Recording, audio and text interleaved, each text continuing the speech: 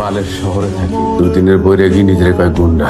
আপনি একদিনের নাকি আমি 2 দিনের বৈরাগী, সেই হিসাব করে কোনো লাভ নাই। এই বালের শহরে থাকতে হইলে এখন থেকে এই নয়া মুসাফিরের লগে প্রত্যেক দিন শহরের মোড়ে মোড়ে টক্কর খাইতে হইব।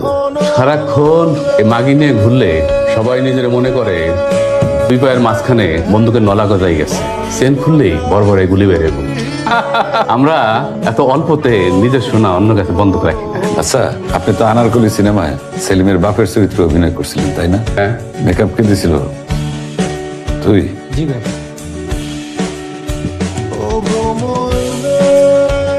আপনার অভিনয়টা খুব বাজে হয়েছিল।